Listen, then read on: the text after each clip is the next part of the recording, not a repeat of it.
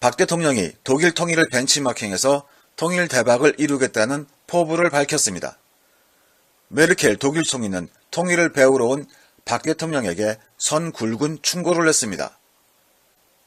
통일 당시 동서독은 서로의 삶에 가까웠지만 남북한 상황은 완전히 다르다며 북한과의 소통과 대화, 열린 마음 등을 주문했습니다. 북한을 주적으로 규정하고 종북몰이에 열중하는 정부 여당이 반드시 귀담아 들어야 할 금과 옥조입니다. 평화적 통일, 그 반쪽 몫은 북한입니다. 때문에 통일을 외치기보다 통합 의지를 실천하는 게 더 중요합니다.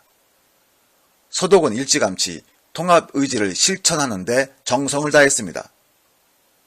빌리 브란트 수상은 보수층의 반대에도 불구하고 동독과 관계를 개선하는 등 폭넓은 대화로 이념적 대립을 극복해 나갔습니다.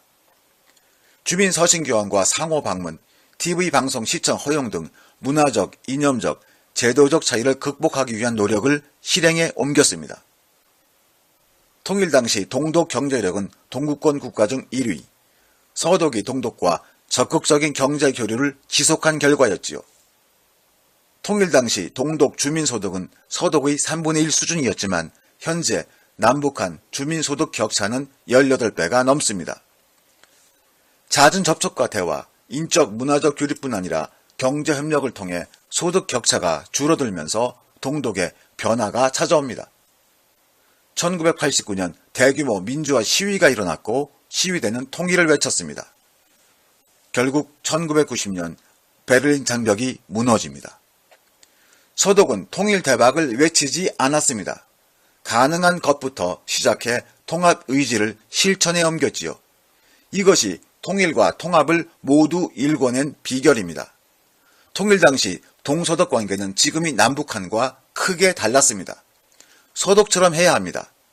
통합 의지를 실천에 옮길 프로그램 없이 섣불리 통일 대박을 외치는 박근혜 정부를 보면 불안감이 태산처럼 밀려옵니다. 실패한 통일, 예멘의 경우가 그렇습니다. 남북으로 분단됐던 예멘은 1990년 통일 정부를 구성합니다. 하지만 통일 내각 구성과 권력 분배를 놓고 무력 충돌이 발생했고 결국 내전으로 이어집니다. 북예멘이 군사력을 앞세워 남예멘 수도를 점령함으로써 내전이 종식됩니다. 외견상 통일이 이루어진 듯 보이지만 다시 분단 위기를 맞고 있습니다. 남예멘 지역에서 분리 독립을 외치는 목소리가 커지고 있기 때문입니다. 대통령 독일 방문 중에도 북한 핵시설을 두고 남북한 설전이 벌어졌습니다. 툭하면 욕설과 막말이 오가는 사이가 남북한입니다. 이런 상태에서 외치는 통일 대박은 돼지 발톱에 칠해놓은 매니큐어처럼 어색할 뿐입니다. 통합 노력이 우선돼야 합니다. 예멘처럼 안 되려면 서독처럼 해야 합니다. 고발 리포트 오두리였습니다.